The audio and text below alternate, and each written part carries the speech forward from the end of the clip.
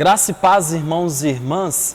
Hoje nós iremos dar início a uma jornada de estudo bíblico sobre Daniel.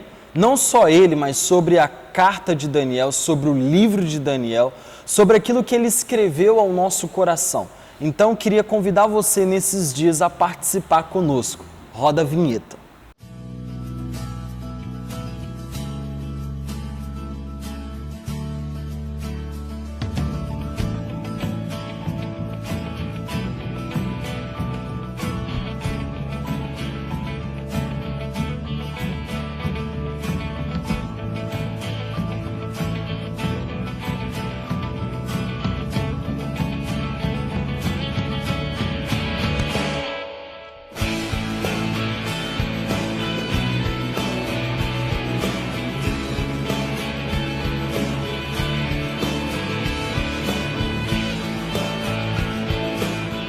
É muito importante nós compreendermos o contexto histórico, entender o ambiente aonde Daniel estava inserido, entendermos o ambiente em que o livro foi escrito.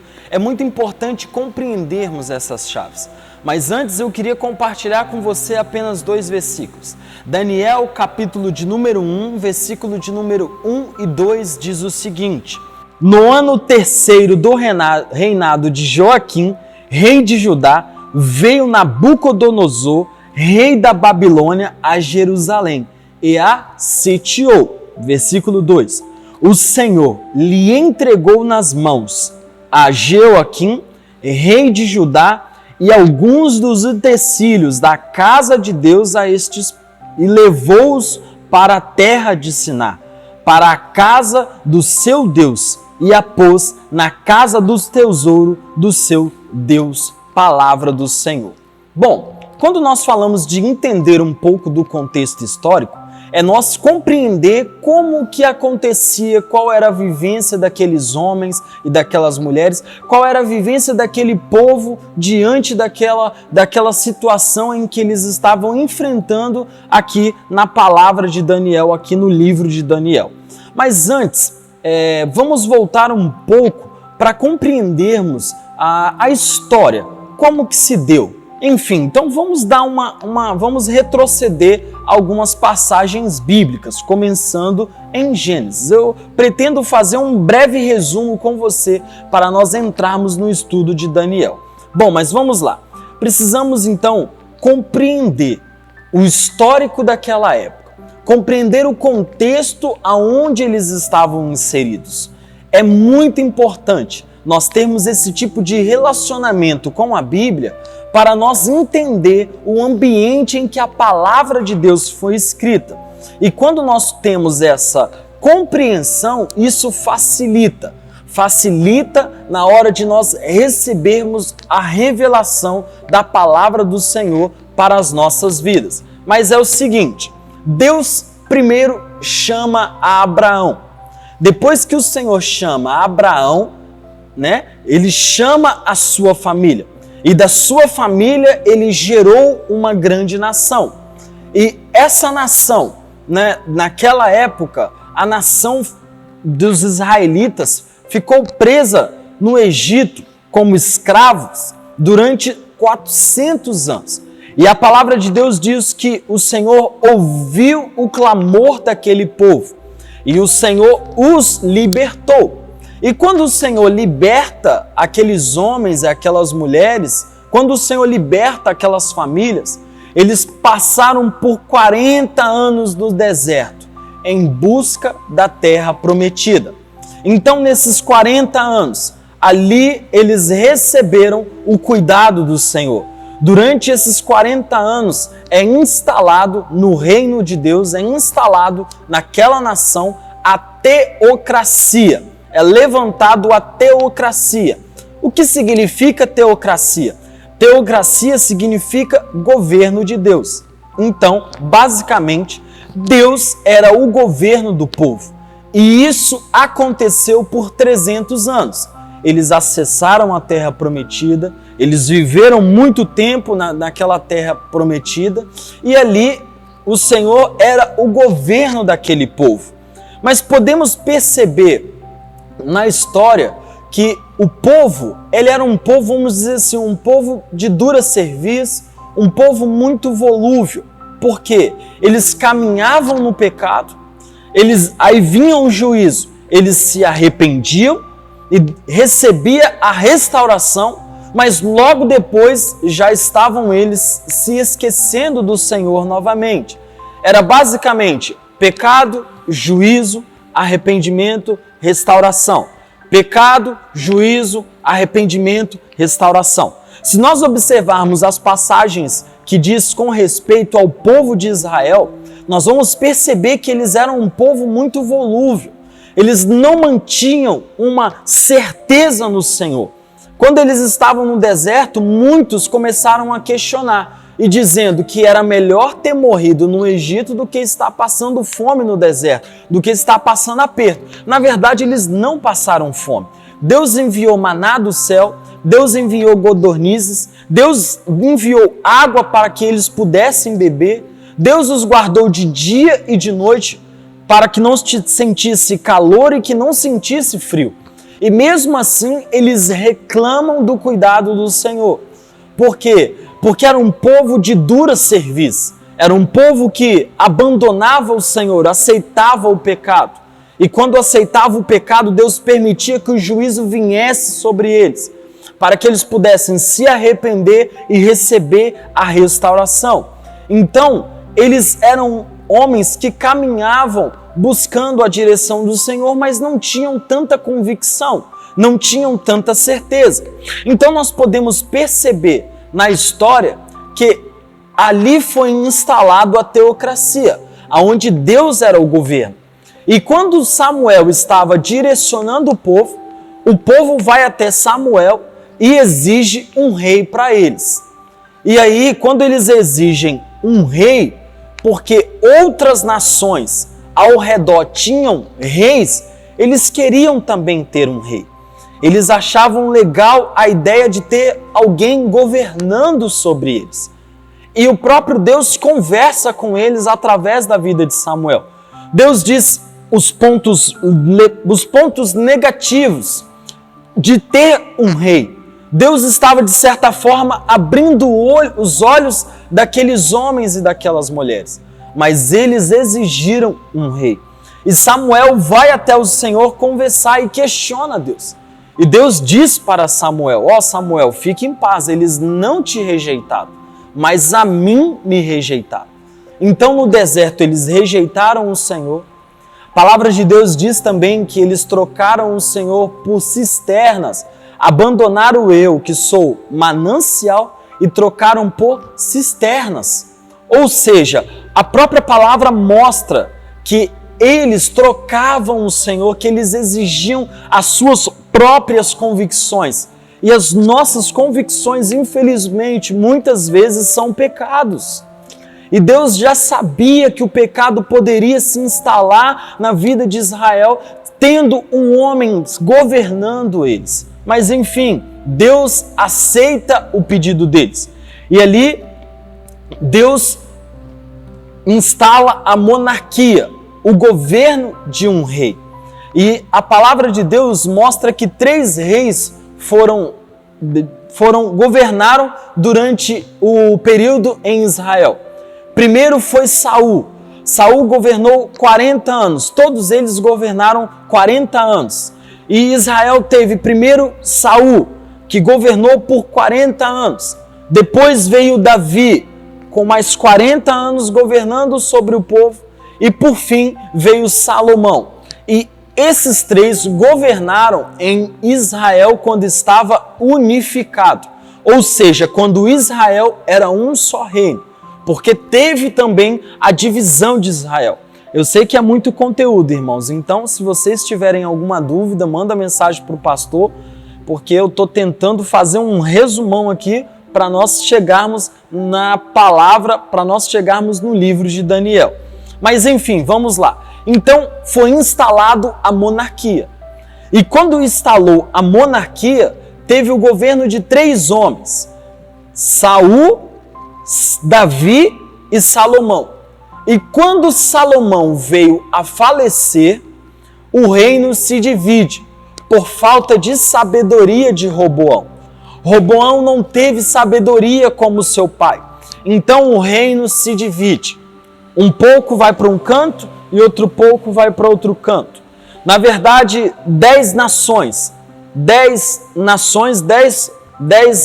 culturas foram para um sentido, 10 tribos foram para um sentido. Aquilo que ficou conhecido como o Reino do Norte, que foi governado pelo rei Jeroboão. Tiveram 19 reis entre 8 dinastias, ou seja, entre 8 famílias.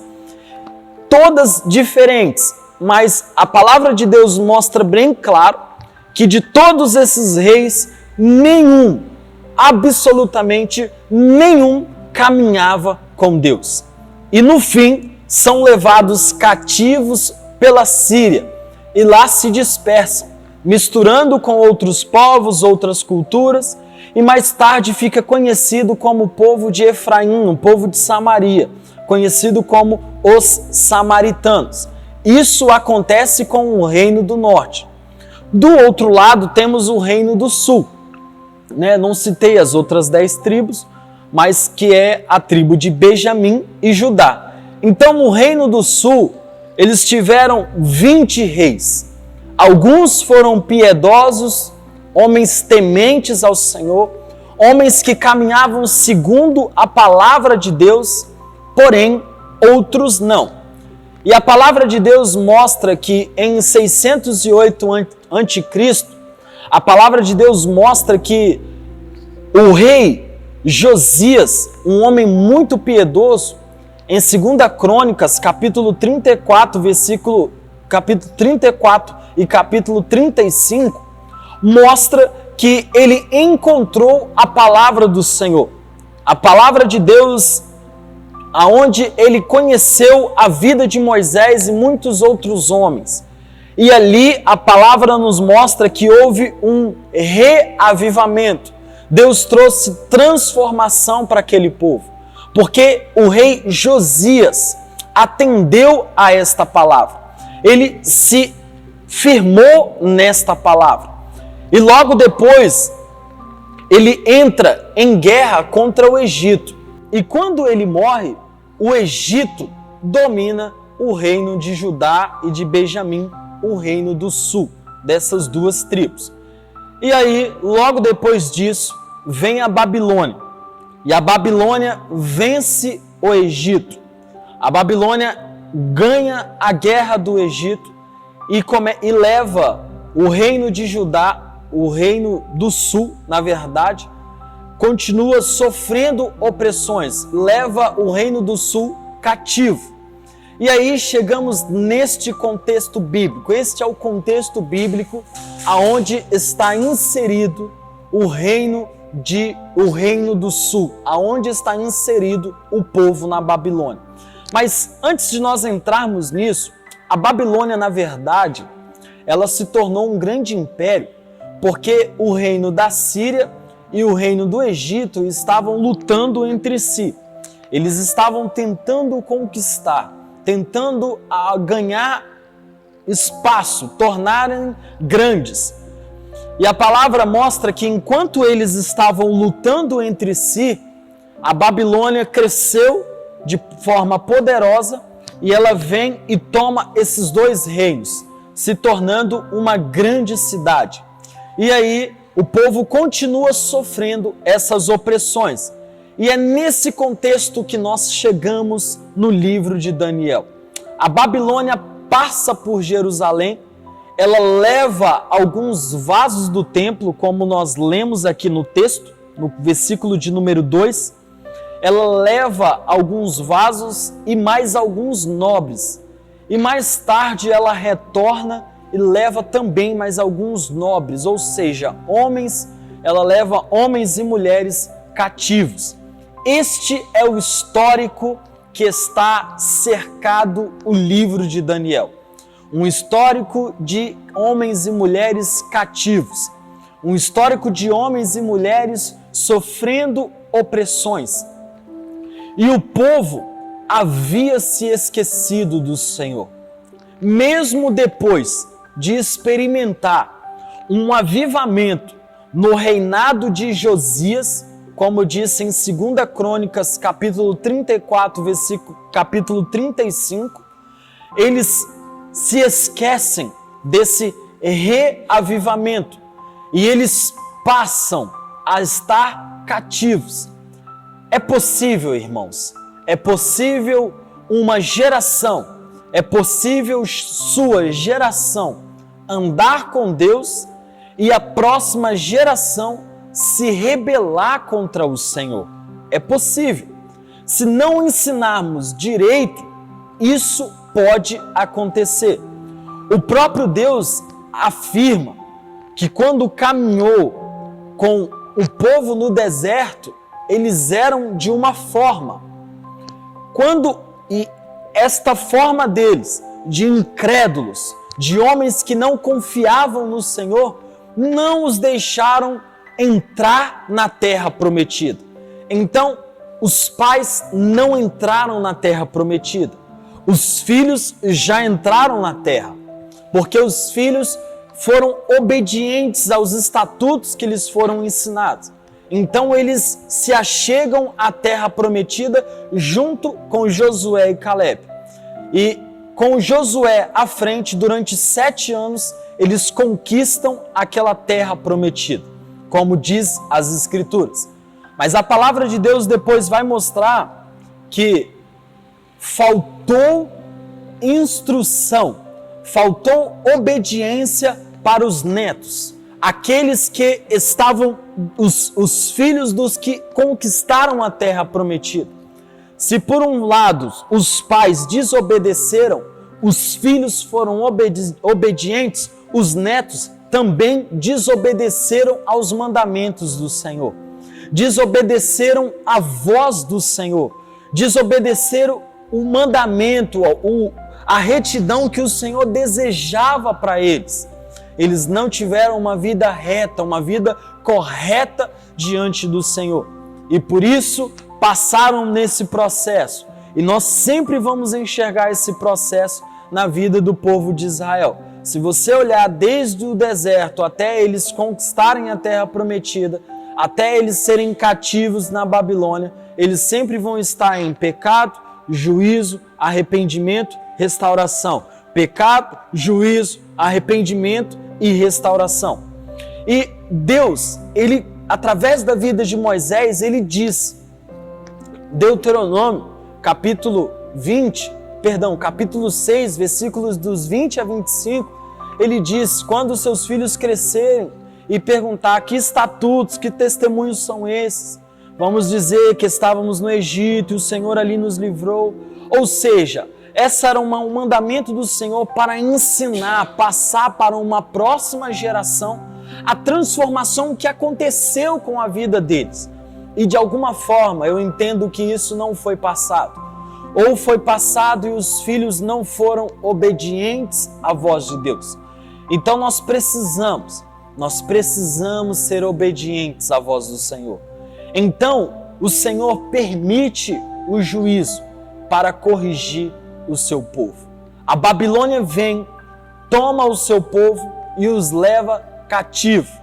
A Babilônia se tornou a senhora do mundo naquela época, porque ela tinha grandes riquezas, grandes posses, ela tinha grandes exércitos e era governada por grandes homens. E o Egito e a Síria também se tornaram cativos, juntamente com este povo. Então, nós precisamos entender, compreender o contexto para nós entrarmos no capítulo, para nós entrarmos em cada texto, em cada versículo e capítulo da história de Daniel. Então, aqui eu queria anotar com vocês algumas coisas que o texto nos ensina. Todo estudo bíblico nós vamos falar isso. Talvez você possa falar dicas, práticas, aquilo que o texto nos ensina, aquilo que nós chamamos na academia de teologia como uma hermenêutica. A primeira coisa que nós devemos aprender: obediência gera bênção, desobediência gera maldição.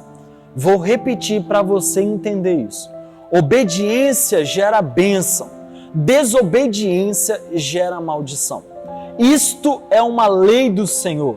E eu nunca vi um homem desobediente ser próspero. Eu nunca vi também um homem obediente sofrer amargamente por uma maldição. Nós precisamos entender que o povo não foi obediente à voz do Senhor.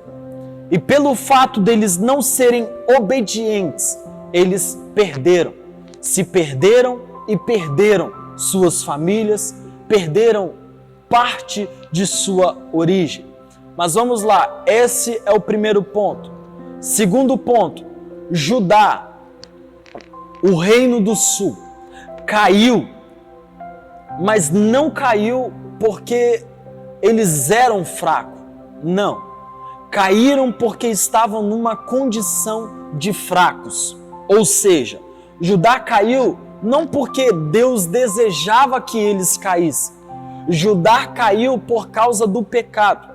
E quando caminhamos no pecado, nos tornamos fracos. Foi o pecado que trouxe a tragédia para aquela nação. Muitos enfrentaram tragédias em sua vida por conta do pecado. Então, se no primeiro ponto a obediência gera bênção e a desobediência gera maldição, a desobediência, o pecado, vai nos tornar fracos. E quando estamos fracos, os inimigos encontram forças. Então, como Judá estava fraca, como o reino do sul estava fraco, Babilônia encontrou forças para os levar cativos. Então nós precisamos mudar a nossa mentalidade. Nós precisamos lutar contra o pecado. Em terceira coisa, Deus corrige o seu povo porque Ele ama. A palavra de Deus no capítulo de número 2, no começo, vai dizer assim: o Senhor lhes entregou nas mãos a Jeoaquim, rei de Judá, e alguns utensílios da casa do Senhor, e por aí mais. Ou seja, Deus permitiu que eles fossem entregues nas mãos dos babilônios para que eles pudessem ter uma vida de correção. Ou seja, a palavra de Deus diz que Ele permitiu, não no sentido de machucar. Vou dar um exemplo, dos nossos filhos. Às vezes tem um buraquinho da tomada e você está falando com o filho assim: não coloca a mão que você vai levar choque. Não coloca a mão que você vai levar choque. Você vai falar isso quantas vezes? 200 se for preciso? Talvez não. Se o choque não for para matar, você vai deixar ele encostar, para ele aprender e perceber que aquilo ali vai o machucar. Então Deus permitiu para dar esse choque a eles. Um choque de que eles estavam perdidos e eles precisavam se encontrar. E Deus permitiu, Deus os entregou para que eles pudessem acordar para a vida, para que eles pudessem acordar. E é nesse sentido que Deus nos ensina hoje. E a palavra de Deus também, o quarto ponto, a quarta dica prática, aquilo que o texto nos ensina: seja zeloso pelo Senhor e pelas coisas do Senhor. O ímpio, quando recebeu os vasos, ele leva para a casa de seu Deus. Esses vasos não estavam assim sendo tratados desta maneira pelo próprio povo de Judá, porque o contexto mostra que era um contexto de rebeldia. Os reis não estavam caminhando com Deus, os sacerdotes estavam se vendendo a qualquer valores. Nós podemos perceber na vida de Ófine e Finéias que se venderam, queria viver as suas próprias vontades. Então não é nesse contexto que Deus nos leva. Deus nos leva para um contexto de ser zelosos pelas coisas de Deus. E o ímpio, quando recebe, ele leva para a casa de seu Deus. E os que eram da casa do Deus verdadeiro não estavam tratando dessa maneira. Por último, vamos aqui passar novamente esses pontos. Obediência gera bênção. Desobediência gera maldição. Judá não caiu porque era fraca.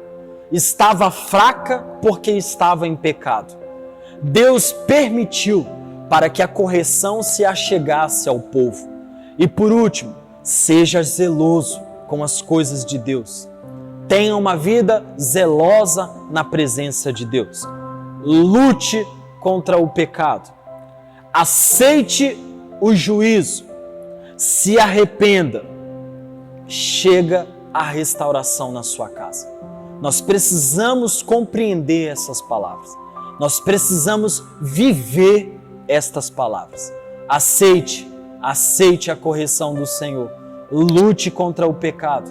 Aceite a restauração e aguenta o juízo, porque eu tenho certeza que Deus vai transformar não só você, mas toda a sua casa e toda a sua família. Que Deus possa abençoar você e a sua casa. E semana que vem nós vamos compartilhar dos versículos 3 até o versículo de número 21, o primeiro capítulo de Daniel. Esse foi muito importante nós compreendermos o histórico. Não adianta eu só chegar aqui e ler o texto. É preciso entender o ambiente que eles estavam inseridos. Então vamos ter um momento de oração. Queria convidar você a curvar a sua fronte. Vamos ter uma palavra de oração. Deus, eu quero te agradecer pela palavra ministrada ao nosso coração. Por esse estudo da tua palavra, por esse estudo do livro de Daniel. Que possamos, ó Pai, ter uma vida de obediência, porque obediência gera bênção. Que possamos, ó Deus, lutar contra o pecado, porque nós não queremos ser um povo fraco. Queremos, ó Deus, ser zelosos pela Tua palavra. Queremos, ó Deus, aceitar a Sua correção. Nos ajude, ó Deus, a lutar contra o pecado, para que possamos aceitar o juízo. E queremos, ó Deus, nos arrepender para que a restauração se achegue em nossa casa. Nós oramos, ó Pai, e queremos ter um coração no Senhor. Em nome de Jesus. Amém e amém. Deus abençoe, irmãos e irmãs. Quinta-feira, às 11 horas, nós estaremos aqui mais uma vez com o estudo sobre Daniel. Deus abençoe, paz do Senhor. Compartilhe com a sua família, compartilhe com os seus amigos. Vamos juntos crescer na palavra do Senhor. Somos a Igreja Metodista Central em Linhares. Deus abençoe.